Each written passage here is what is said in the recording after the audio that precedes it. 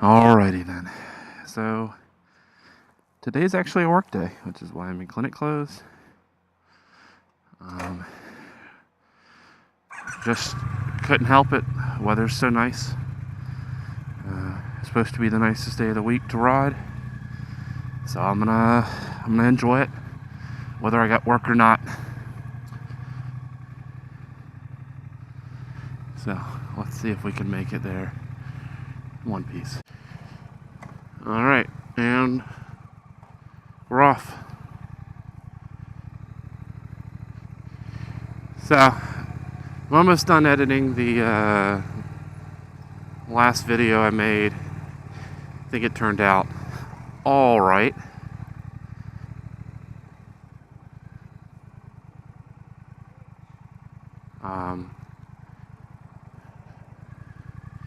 Again, me just practicing talking to myself, getting the feel for that. I'm usually a pretty quiet individual, so when I'm forcing myself to do that, when I'm forcing myself to do that, it's a little awkward at first. Today should be a pretty easy day, working at 10 to 6 or something like that. For those of you that don't know, I'm an optometrist, eye doctor, the guy that spins the dials in SC1 or 2. It's a pretty easy profession, and it has its perks. There's still times where you can be a real, doctor and diagnose, treat disease, and really do something great. Speed up here for a moment. It might be harder to see me.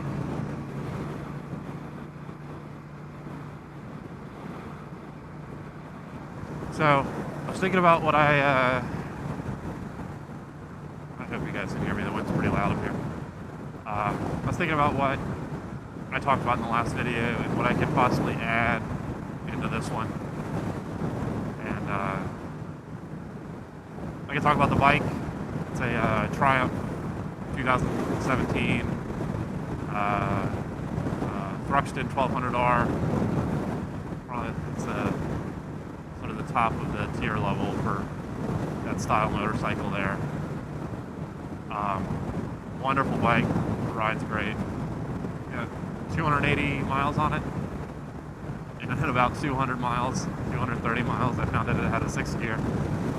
So there's that. Still getting used to it. Not driving it like a bat out of hell. Just trying to enjoy it and show as much respect for the bike as possible.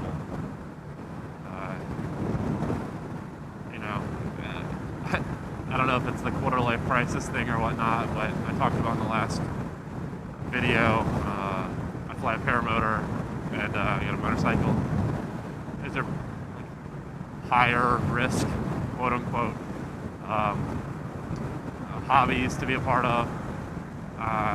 And yeah, if you don't take them seriously or do something stupid, by all means, yeah, you can do something to seriously injure yourself, others, and that's not something you want to be a part of.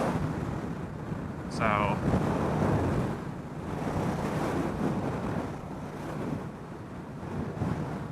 in an effort to prevent or mitigate the potential risks involved, I always come into it with a heavy respect on the power and the potential of these quote-unquote toys, and make sure that you realize that if you don't take care of it and don't respect the equipment you're on or the things you use when you get up to this level, it could buck you. You see a lot of that. It seems like nowadays everybody knows someone that's been in a motorcycle incident, and it's very rarely a positive outcome. And in an effort to not be a statistic or limit or minimize the potential. You just drive like I would a car. I'm not whipping through lanes. I'm trying to stay with traffic or the speed limit. Use turn signals, not lane split. Probably like the very on biker. Just trying to be what I would want me to be if I was a vehicle driver and there's bikers around me. The one thing I will say that perhaps I wish I had, which it's coming, since I don't have a very big presence here riding, as far as the size of my vehicle, it's easy for me to be in blind spots and whatnot. I wish I had a volume. The mufflers on this bike, or whatever they call them, slip-ons, they're super quiet. I can barely hear them now, and you can barely hear them when you're at idle. There's a benefit to louder pipes, is that the audible signal says like, hey, there's a motorcycle around me. And the sensical thought would be, be a little more on alert, make sure you don't merge into a motorcyclist or something like that. So that's the hope there. Still need to put the other upgrades on the bike, or all of them. My good friend Daniel came down to stay with me, and he was nice enough to bring me a socket wrench set. And I know that seems like a typical tool that you should have, but as a new adult living on my own and starting to dabble into these toys and whatnot, I don't have a garage, at least my personal one. I don't have a bunch of tools or anything like that, so I think these are all like little presents and gifts that my older friends who are adults and have been for a quite while, it's them preparing me to be an adult and ready for things, because you're gonna need to fix stuff. Stuff breaks, and I guess I've gotta get ready. So one of the first of which is a socket wrench set. Again, thanks Daniel, appreciate that. With that, I should be able to put the fender eliminator kit on the bike, as well as some of the other. Always, when I'm riding this bike, I always want to like drop English phrases, and they say like bips and bobs or whatever. Part of me thinks that's really hilarious. I might just start saying that stuff. But anyway, at some point I'll meet up with some friends and we'll do the whole install. Maybe I'll film it, we'll take pictures of it, and see how that goes.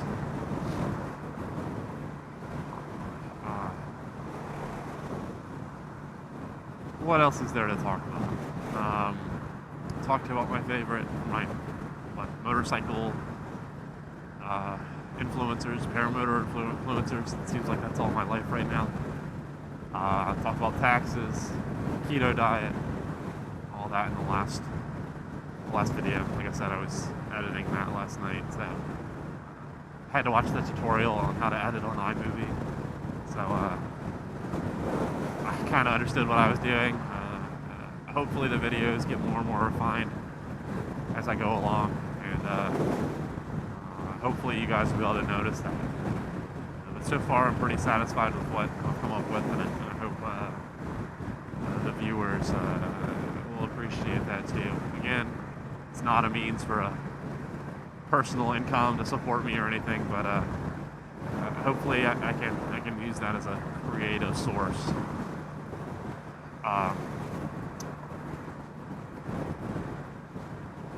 So leaving the house today, I was so debating, whether to take the bike or drive the car, which typically the car is going to work. Got a few things I can carry to work. But I looked at the weather forecast. It's going to be in like the higher 70s today. And I was a little unsure even when I left the garage when I started recording this. But God, is it just wonderful out here. And again, I know I'm in clinic clothes, not technically the best riding gear.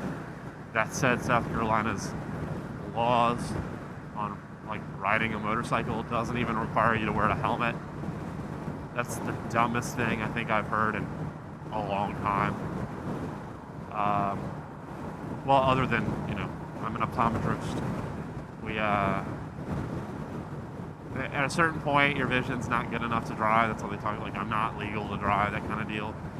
And in other states, not only is the visual acuity, that 20/20 line, whatever that reading is, not only is there a restriction on that, like what's the minimum you can have to be able to drive, but also, in other states, it's peripheral vision, that side vision, when you're looking straight ahead. You have to have a certain amount of what we call uninterrupted visual field, or basically, you have an uninterrupted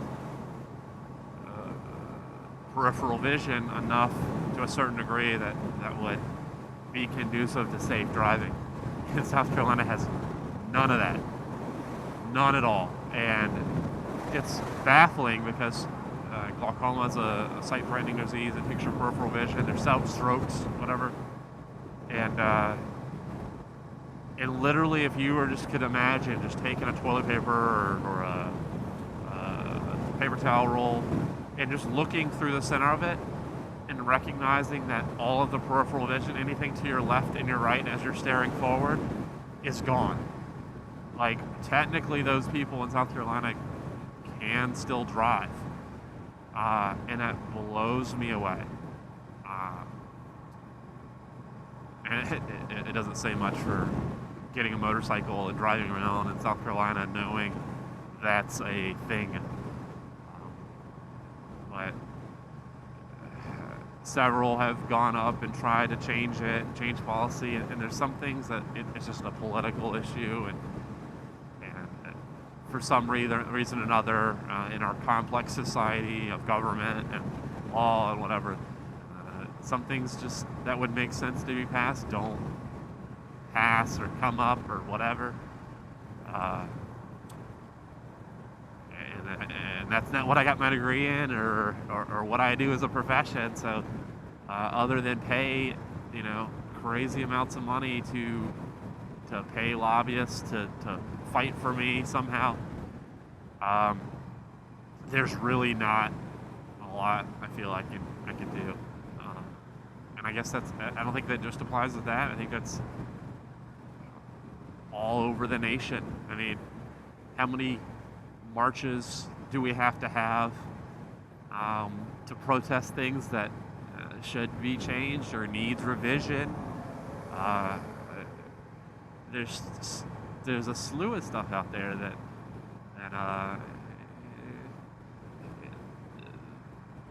the population's not truly on board with, and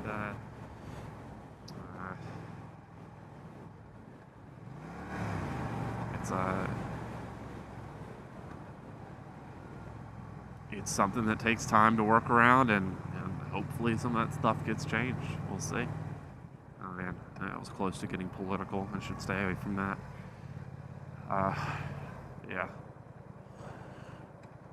It's not a popular subject, at least not one that in the end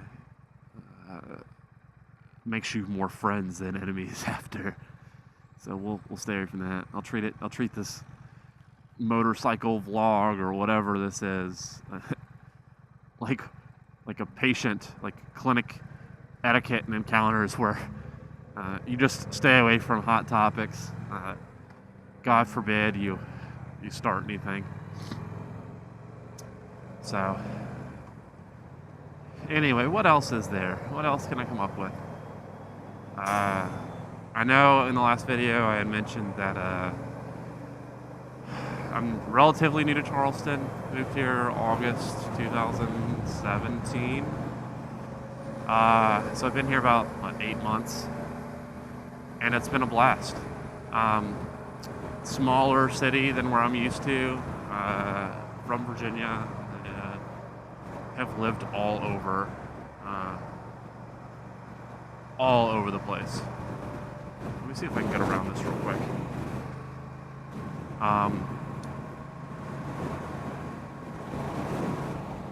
Have lived all over. Sorry, I just want to pay attention over here. Have been in Richmond, Boston,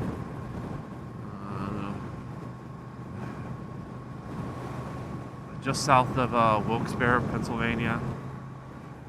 Yeah, I'll go up again. Orlando, New Orleans, Pittsburgh, and now Charleston. And when you bounce around, I mean, some of those cities, Boston, New Orleans, Orlando, Pittsburgh, all of which are bigger than Charleston. No knock on Charleston. I'm just used to so much there and significant time to go across the city and this, that, and the other, and variety. And there is that to a degree. I guess I would say it's all relative, but there's just a lot elsewhere. But I knew that coming into it. I knew that when I moved to Charleston. I knew that the city would be smaller, that there's a less ethnic diversity than what I'm used to elsewhere.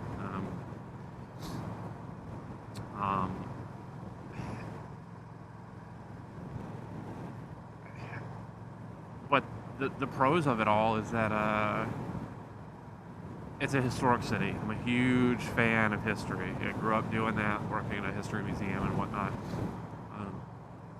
I love that. And Charleston's a very historic town.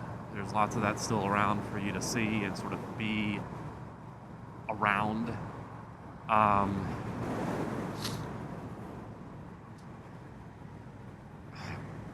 When I used to come here as when I was younger and visit, Charleston, above many other places,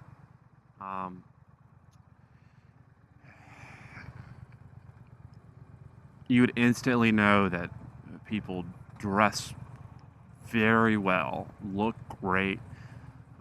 You don't see people just walking around in pajama pants or anything. In some of these other cities I've lived in, like that's their just attire for the day. So people are very well put together.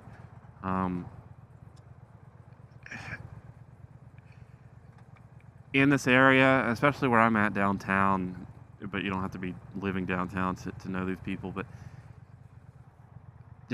it seems like there's a greater ratio or percentage of people that have higher education. Other places I've lived, like when I was somewhere, I thought like I'm probably the most educated person here. I know that sounds horrible, or like I'm the only doctor in this bar or whatever. But doctor, I'm an OD, not an MD. But down here, you are not alone.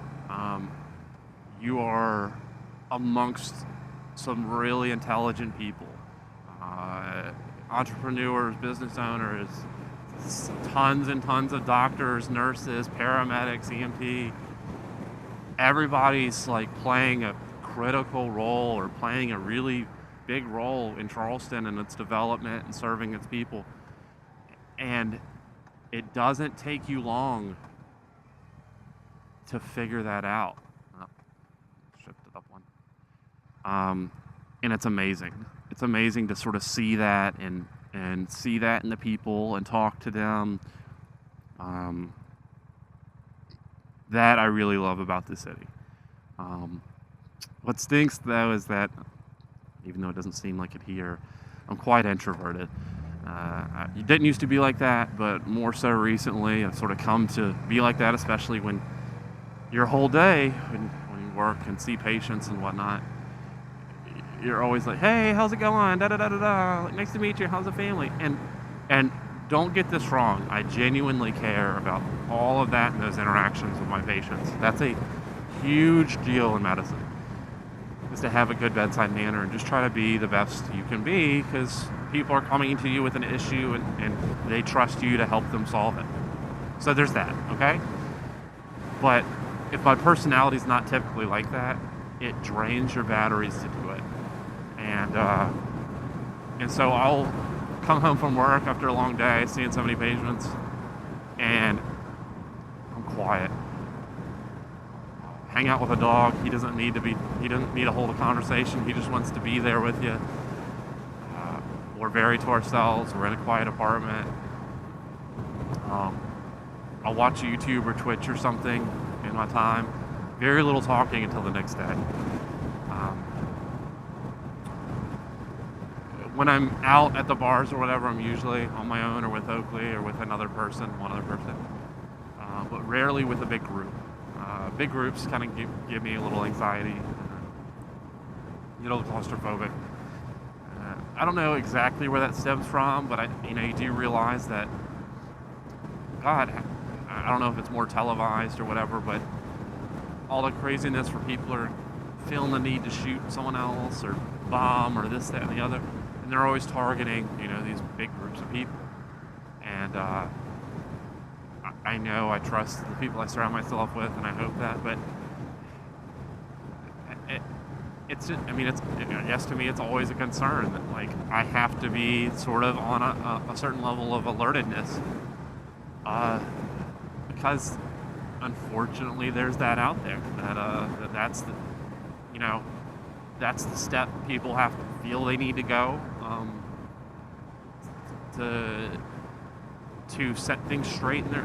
I don't know. It's a hard thing for me to fathom. But anyway, I'm usually a to myself person. Now, if I'm with someone one-on-one, a friend or whatever, sure, I'll hold the conversation. We'll do well, right? We don't want to sit in silence. That'd be weird. But when I'm in a big group, not a big fan of being the center of attention. I like listening to other people, sort of enjoying them. I'm having fun to a degree. With the type of interaction I look for, it doesn't reach the depth that I seek. A little more intimate conversations, something less superficial. It appears my forward-facing GoPro, or the one facing me, is dead now. That's wonderful. But I don't know. So I'm more introverted, and I'm trying to be better about it, and hopefully this motovlog thing, as I've said before, will open me up more and just get me used to talking and holding conversation and not stuttering and stammering over my words, because I feel like I always had that little gremlin on my shoulder that, like, as soon as I start, or I have an opportunity to speak up, or I start to talk, the gremlin's like, no one gives a shit what you have to say. Like, I kind of felt that a lot every time, when you're in school, every time you do lectures or something. This guy's pride in my ass. Every time you do lectures or something, it's usually in front of people much more knowledgeable than yourself. And it's hard to convince yourself that you're teaching anyone anything. And you're not. I mean, maybe you are, but it's more so that they can critique you and you do the research and know enough that you learn from the experience and that you'll be the better clinician and this, that, and the other. But at presentation time, it's very much so, like, as I'm speaking, I'm like, like who wants to hear you talk? Like, it's that little red devil that they show on people's shoulders and whatnot. And it's one hell of a thing to get over, for sure. So that's that aspect of me, I suppose. Guess I'm just a weird kid.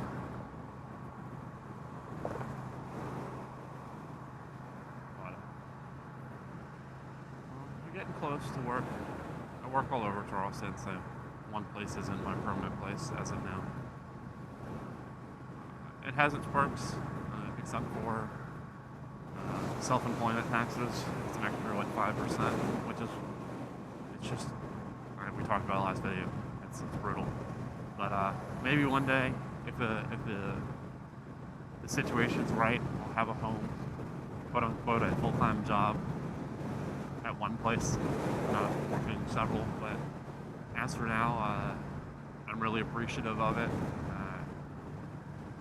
When I first moved to Charleston, I thought for sure that